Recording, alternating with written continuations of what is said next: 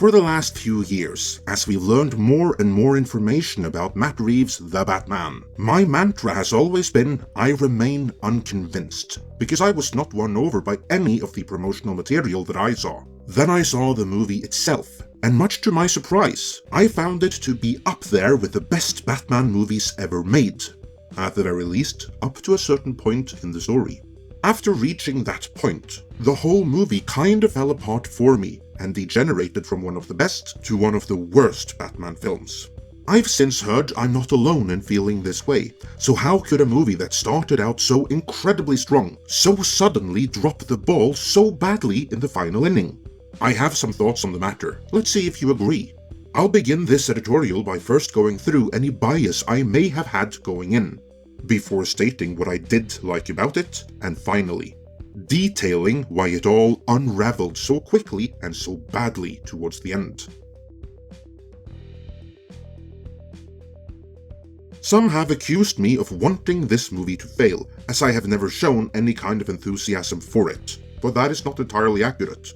Granted, I do think the production history behind this movie, previously covered here, is an exceedingly ugly one, and I've never been sold on Robert Pattinson as the lead role. Not because of Twilight. I've seen both Tenet, The Lighthouse, and some of the other movies in which he re-establishes himself, so I know he is a serviceable actor. No, my issue with him was never that he was once a young and upcoming actor who took on the role of Sparkly the Vampire to further his career. Rather, my issue was that I did not think him a natural fit for the role of Bruce Wayne. Not unless you made some pretty drastic creative changes in how Bruce Wayne is characterized, which has problems on its own. That brings us to director Matt Reeves, who was always my main issue with this movie. Matt Reeves is a Bad Robot alum, and what they teach you at Bad Robot is that the way to make new adaptations of branded properties is by subverting and deconstructing them and overtly politicizing them in the process. Go and check out their catalog if you don't believe me, that is the Bad Robot way. And unless director Matt Reeves suddenly decided to discard everything he was taught while at Bad Robot. My trepidation for this movie was always over worries that Matt Reeves was going to subvert and deconstruct it, in ways not in keeping with the source material, but with contemporary American politics. If it had turned out I was worried about nothing, I would have been the first to admit it. Alas, now having seen the movie, I see now that my fears were met, but in a very subtle way that is not instantly recognizable, hidden behind the veneer of everything we as fans would want.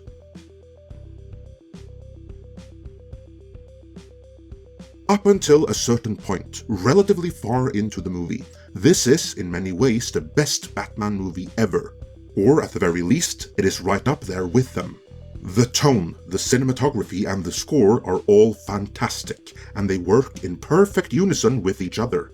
Batman is truly a detective, actively working with Gordon, which feels right, and is something that has only been hinted at in earlier movies. What this movie gets the most right, though, is that Batman is the real character. Bruce Wayne is just an empty shell of a man that Batman, much to his chagrin, out of necessity sometimes has to revert back into. For most of the screen time, he is Batman, being a detective and selective about which of Gotham's countless everyday crimes to address. And that, I feel, is key to what worked about this movie really clicking. Past Batman movies, for the most part, have been about Bruce Wayne, with Wayne in costume as Batman for only a little fraction of the screen time. Here, this is inverted, as we follow Batman and only see Bruce Wayne for a little fraction of the screen time. This is where I have to admit that the casting of Robert Pattinson worked, as he made Bruce Wayne, without the costume, an empty shell of a man that we really don't need to see any more of than we did. Batman is the real character, and behind the cowl, Pattinson and his stunt doubles made him work. Had the movie continued just like this, an argument could be made that it may have been the best Batman movie ever. But along the way, something happened and it all unraveled.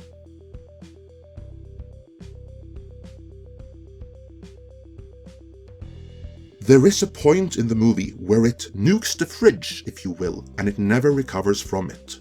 It is heralded by one line, uttered by Catwoman, in which she makes a disparaging remark about privileged white men.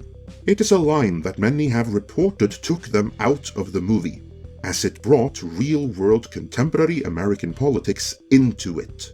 Which it absolutely did, only in more subtle and insidious ways than what is immediately obvious. Some have suggested that maybe the studio mandated the line be placed in there, like a virtue signal of sorts, throwing a bone to the Twitter mob so they wouldn't go after the movie. Which they incidentally did anyway. The bleak hellhole Gotham was apparently reminded some of them a little bit too much about New York and LA. But that aside, some feel that the studio must have mandated that line be placed there. I respectfully disagree. I believe Matt Reeves put it in there, not as a virtue signal, not as a throwaway line, but as an express marker of the movie's subtext and underlying themes. Before we move on with The Batman, let's take a moment to develop the meaning and importance of subtext a bit further.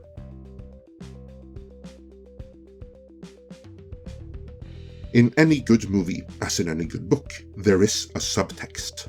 That is, another story and another message than what is explicitly shown in the on-screen story.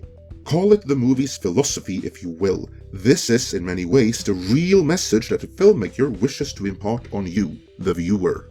One of the best examples here is one of my favorite movies, John Milius' original 1982 Conan the Barbarian.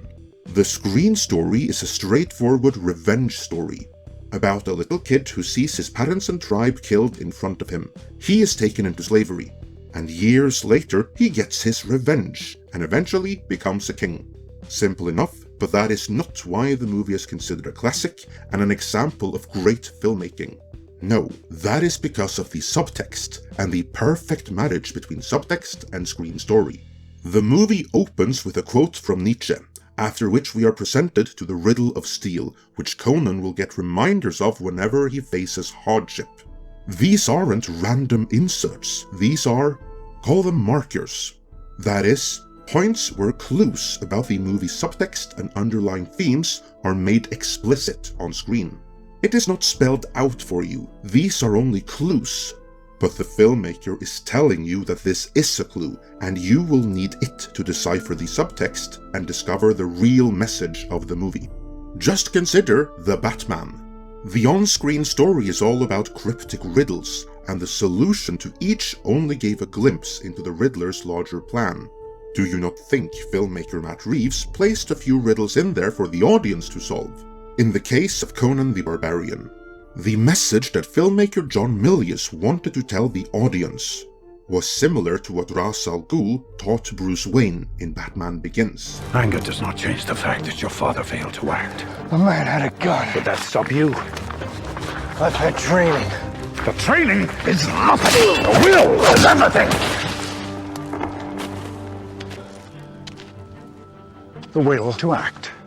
Namely, that in the face of hardship, you need will. The will to act and to persevere. With that will, what does not break you will make you stronger. For more details, I invite you to check out our Ultimate Conan the Barbarian retrospective. Returning to The Batman, the point I'm making here is that the line about white privilege wasn't any random line that the studio mandated be in there to appease the Twitter mob. No, it was placed there by the director, and it is a marker of the movie's subtext.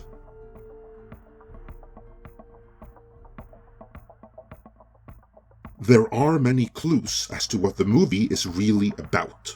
As of the making of this video, I've only seen it once, in theaters, and so I haven't been able to do the kind of deep dive required to unlock everything. But I spotted quite enough to recognize where the movie's underlying themes and subtext are heading. One of the first things my associate Tom pointed out in our very first discussion of the movie was that not only is every single mobster in the movie white, every white man in it is corrupt or otherwise a bad guy. Of course, Tom wasn't alone in making this observation. Ryan Kinnell got threatened over it, despite an overall positive review. The observation is correct though, and it is intentional, for it is another marker of the movie's subtext.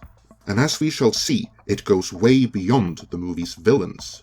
In the movie, all of Gotham is corrupt, and we see this corruption expressed in the city's establishment citizens. And as has been pointed out, there is very little diversity among these particular citizens. This is Batman City, so it's kind of a big deal to him. But why should anyone else care? In our world, Gotham doesn't even exist. Well, that is what makes Gotham a parallel for our whole society, history, and social structure. Gotham is a stand-in for our world.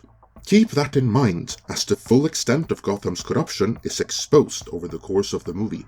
That corruption infests every facet of Gotham's establishment structure, citizenry, and even its history, as we learn of the hidden corruption of Bruce Wayne's own family. This also includes Alfred, who aided and enabled the corruption of the Waynes, which he is held accountable for after nearly dying. Even Bruce Wayne, Batman himself, doesn't escape unscathed. He hasn't done anything wrong, but it doesn't matter, because as the Riddler says, the sins of the father are the sins of the son.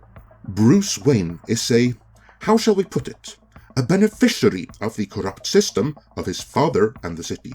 This is further emphasized by two characters who act as subtext markers, namely Catwoman, who points out that Batman must obviously come from money, and the young, diverse, prospective mayor, who represents the future and a better tomorrow.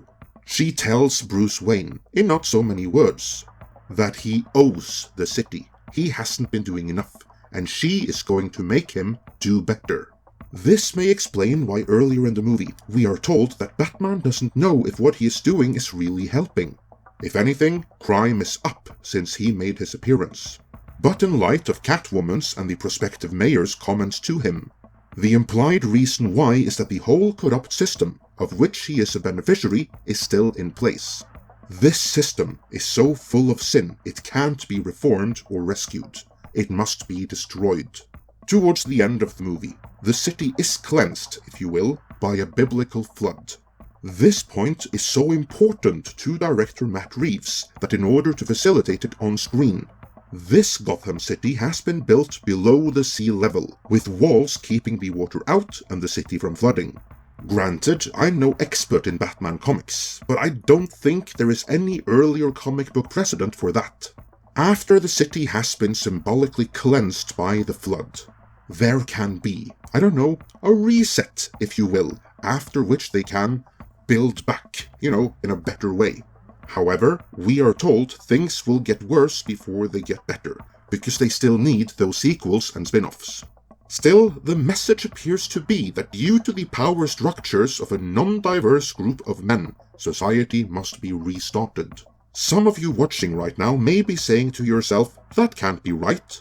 But go rewatch the movie with what I've said in mind, and you'll find it's all there. And when this all emerges, is when the movie falls apart.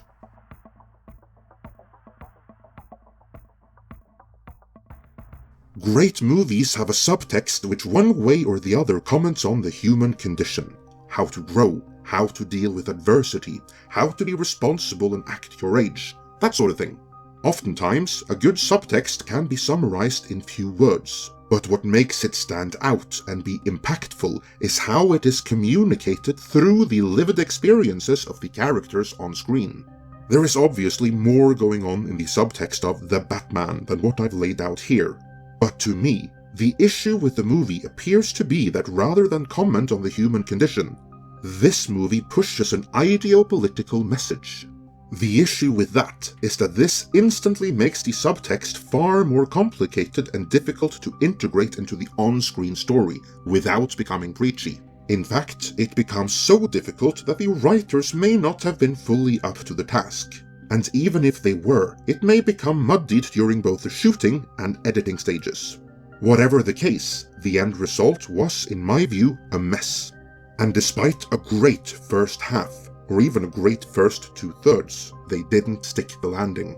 What is more, since the message is based in ideology, not any kind of objective reality, the finished movie will also in part be further removed from reality. To anyone not on board with the ideopolitical message, something in the movie will ring untrue. In my book, this is a great shame, because right up until the subtext moved from the implicit to the explicit, this really was a great Batman movie, and then it no longer was. My skepticism leading up to the movie was always about Matt Reeves, or rather the bad robot school of filmmaking he comes from, which is all about subversion and deconstruction. Alas, that is exactly what he brought to the table, and the moment he did, it all fell apart. But that is my opinion. What is yours? Do you like the movie all the way up to the end? Did you enjoy the movie subtext and message? Did you maybe see another message? Let me know in the comments.